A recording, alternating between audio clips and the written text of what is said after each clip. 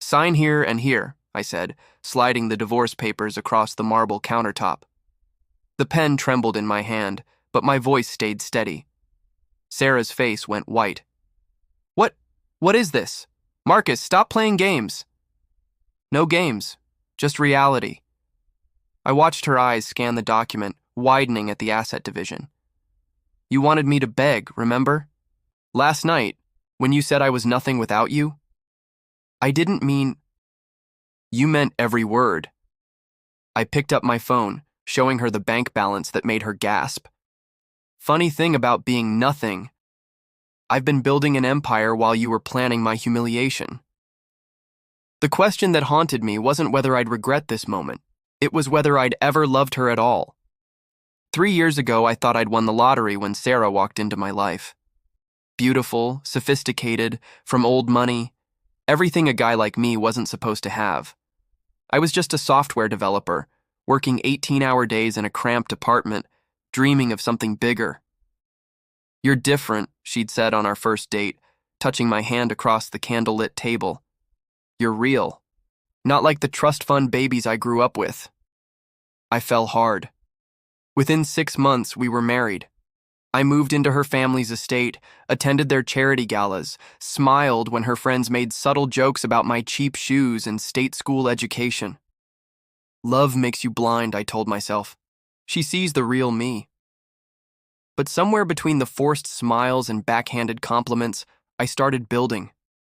Late nights after Sarah went to bed, I coded, I invested, I created algorithms that Wall Street would kill for.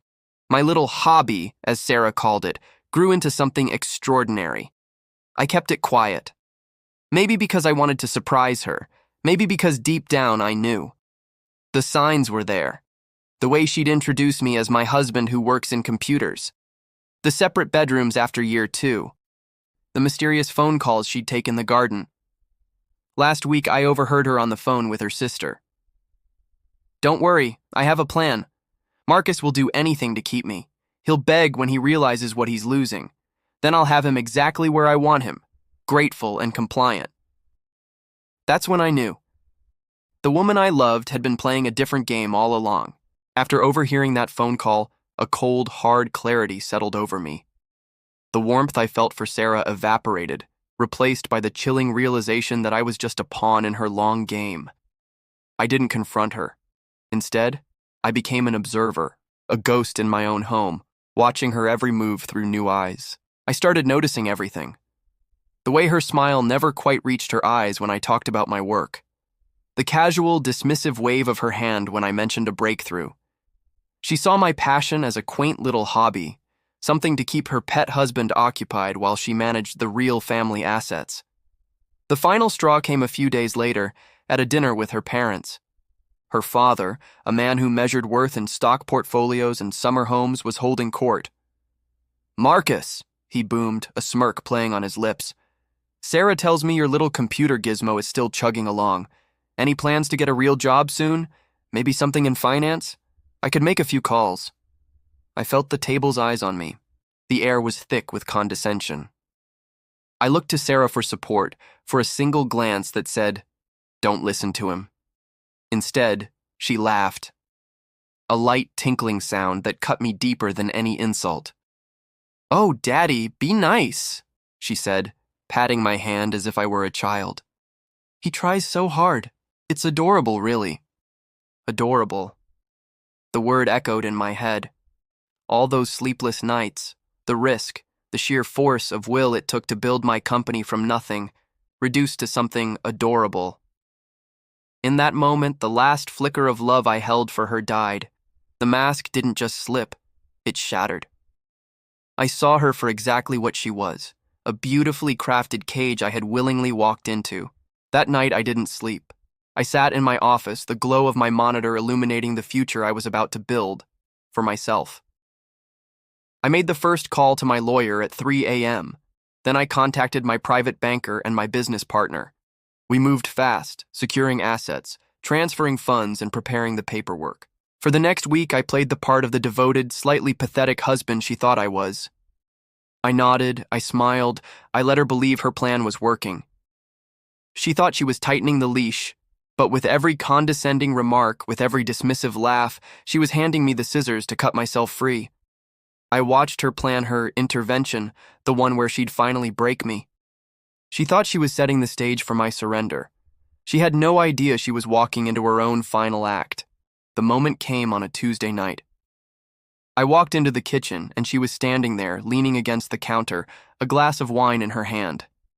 Her expression was a cold, calculated mask of disappointment. "Marcus," she began, her voice dripping with artificial pity. "This isn't working. You're not keeping up. My family, my friends, we need you to be more." Here it comes, I thought, my heart a steady rhythmic drum. No fear, no panic, just finality. "I've been thinking," she continued, swirling the wine, "if you want this marriage to survive, things have to change. You'll quit your little tech project and take the executive position my father offered you. You'll start acting like a man who belongs in this world, a man who deserves me." She took a sip, her eyes glinting over the rim of the glass. "Or, I'll leave, and I'll make sure you walk away with nothing but the cheap suit you wore to our wedding. So, what's it going to be? Are you going to grovel, or are you going to lose everything?"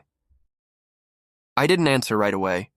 I just looked at her, this beautiful, hollow stranger I'd once promised my life to. I felt a pang of sadness, not for losing her, but for the man I used to be, the man who would have fallen to his knees.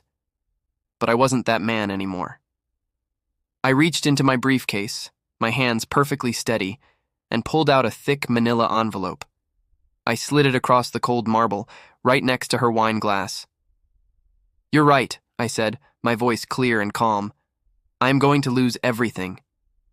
Her lips curled into a triumphant smirk as she picked up the envelope, but the smirk vanished as she read the top page.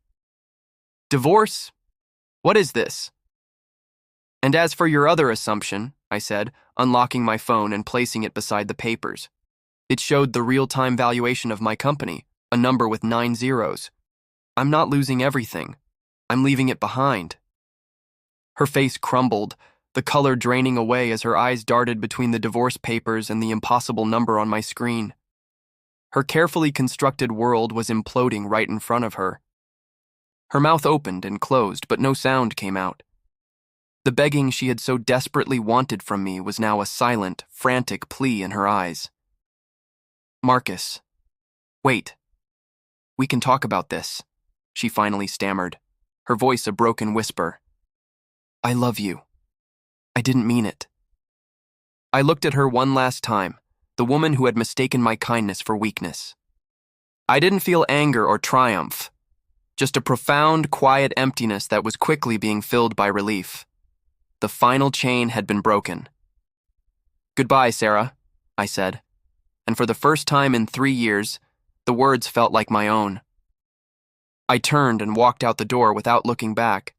I didn't take a single thing from that house because none of it had ever truly been mine. I left behind the suffocating expectations, the condescending remarks, and the ghost of a man I no longer was. Months later, my life is unrecognizable. I live in a minimalist penthouse overlooking the city, but the real luxury isn't the view. It's the silence. It's the freedom to wear a hoodie and coat until 4 a.m. without anyone calling it adorable. My company flourished, not because of the money, but because I was finally free to pour all of myself into it. I heard through a mutual acquaintance that Sarah had to sell the estate. Her family, embarrassed by the scandal of a divorce she couldn't spin in her favor, had cut her off. She had underestimated me, but her greatest mistake was overestimating her own value in a world that respects power, not pedigree. She thought my net worth was measured in dollars. She never understood it was measured in my own self-respect, a currency she had tried to bankrupt.